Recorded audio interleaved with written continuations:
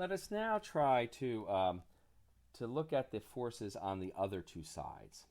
So far we've done the parallel sides. We've done FA and FC.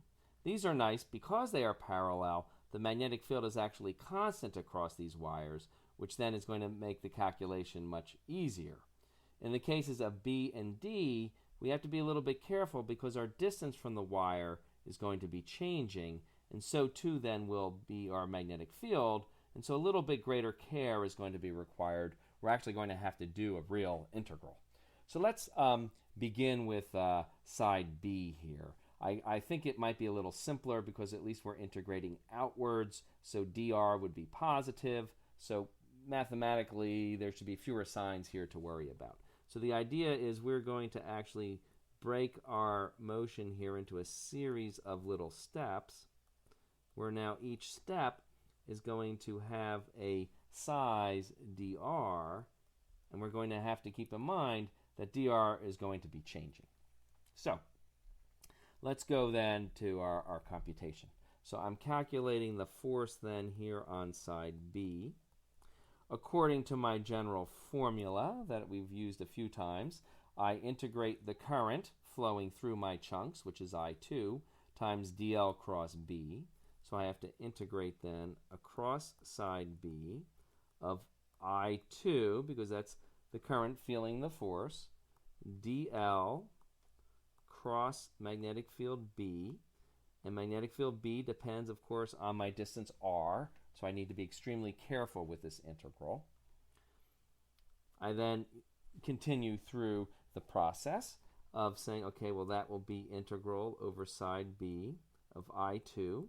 Let's break out the cross product following our general procedure. So I will have the magnitude of dl times the magnitude of B, which depends on our location r. I need the sine of the angles between these, so I better take a careful look at that. In the case of the force on B, my dl vectors are pointing straight up the page, whereas my magnetic field is directly into the page. And again, straight up is this way, in is down and into the page. That is a nice 90-degree angle. So I get a simple result where the sine of 90 degrees is actually 1. I don't get 0. That would have been nice. Then I would have known the whole answer was 0. Not that much luck on that issue today. dl, that is the length of my little chunk. And in this case, the lengths of my little chunks are just the change in distance r, dr. So that r clearly is going to be my integration variable. And the magnitude of the magnetic field, I have the formula above. I happen to remember it. We've used it so many times now for this straight wire. It's mu naught times the current in the wire, which is I1, divided by 2 pi times r. Very well. Now, I think we're in a very good position to begin to evaluate this. So I'm going to be integrating. I think it's very clear now from our quantities that the cross product, we have to get the direction of our vector. So let's be very careful here. The direction is my dl vector is pointing up. Has to be cross product with my magnetic field, which is into the page. So again, the idea is I take my fingers on my right hand, I point them in the upward direction along the page in the direction of flow of that current I2. I rotate my wrist around my wrist's axis, keeping the fingers pointing that way, and I rotate that wrist until I can curl my fingers in the direction of the magnetic field comfortably, which would lead then to my palm pointing downward. So I can curl my fingers down into the page towards the magnetic field. I stick out my thumb, and my thumb then is clearly pointing off to the left. So the force on this side is outward. So that's F of B. So I have an interesting result. My forces here always seem to be outward. It seems like my loop actually would like to grow or expand. At least so far, that's the pattern. And that mathematically is the minus I hat direction. So let me be sure to include my minus I hat here.